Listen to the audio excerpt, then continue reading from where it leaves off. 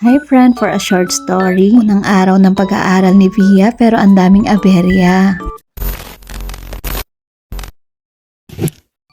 Maaga naman akong gumising pero na-late kami sa flag ceremony ni Via. Paano ba naman kasi may iba pa akong ginawa na hindi ko na malaya ng oras. Pagbaba ko nga para gisingin sila, 8 o'clock na pala. Makakahabol pa nga sana kami sa online flag ceremony. Pero nagloko naman yung connector ng speaker. Inaasikaso nga ng asawa ko habang kami naman ni Via ay nag-aantay lang. Pero sobrang natagalan talaga yung asawa kong ayusin ito. Kaya naisipan ko na nga magpalit ng damit since nakapantulog pa nga ako kanina. At salamat nga sa Diyos dahil naayos na rin nga ng asawa ko. Pero hindi na kami nakasabay sa flag ceremony ng 8 o'clock. Pero ginawa pa din nga namin kahit 3 na lang kami. We will start with the singing of the Philippine National Anthem followed by the recitation of the Panatang Makabayan.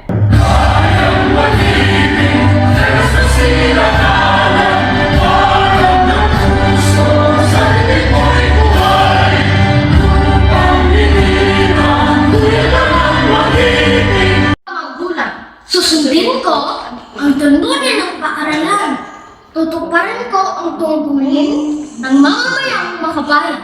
Yung nagustuhan nga namin sa school ni Via, since home education nga kami, ang dami nilang pa-training sa aming mga parents. At sobrang nakakatuwa dahil ang dami nga nilang words of wisdom and encouragement na binibigay sa amin. Pagkatapos nga, nag-breakfast muna kami para bago nga magklase, ay busog na kami. Parang ito na rin nga yung naging recess time ni Via. Kaya pag sa home education nga, sobrang tipid din talaga. Last na nga yung pamasahe or gasolina para sa hatid sundo. At kung ano nga yung breakfast namin, yun na rin yung magiging baon niya. Pagkatapos nga, hinanda ko na rin yung mga kailangan para sa klase namin. Sa point nga na to, kasama na namin yung pinsan ni Via na si Kuya Matmat. Mabuti na lang nga at nandito siya, kaya nagkaroon ng kaklase si Via. Dahil nga nursery pa lang sila, kaya 2 hours din lang nga yung klase namin. At nag-focus muna nga ako sa math subject. Nag-start muna kami sa kantahan, pagkatapos naman ay naglaro kami. Mabilis din lang kasi yung time span ng ganitong edad, kaya mabibilis din yung aming mga activity.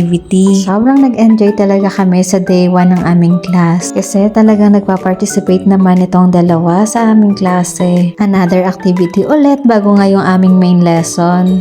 Dito pa lang nga sa mga warm-up activity namin, ang dami na talagang pwedeng matutunan. Kailangan talaga maging active ka rin kapag ganito nga yung mga estudyante mo. Yung game nga namin dito ay yung The Floor is Lava na talagang na-enjoy naman ng dalawa. At ngayon, nasa main lesson na nga kami. Yung lesson naman namin ngayon ay about left and right. Para nga sa mas mabilis nilang matutunan yung lesson, nilagyan ko nga yung mga kamay nila ng tali na may magkaibang kulay. At para naman sa assessment nga ng kanilang learning, para naman sa assessment of learning, kailangan naman nilang i-trace yung kanilang left and right hand, ganun din yung kanilang left and right foot. Kinahapon na nga namin nagawa itong kanyang exam para sa first lesson. At sobrang thankful ako sa Lord sa mga natutunan ni Via. Kahit sobrang daming aberya kaninang umaga, pero hindi yun naging hadlang para hindi maging maayos yung first day ng home education ni Via. Ang lahat ng ito ay biyaya lang ng Diyos, kaya sa Kanya ang pinakamataas na papuri at pasasalamat. Thank you for being with us and see you in my next sharing.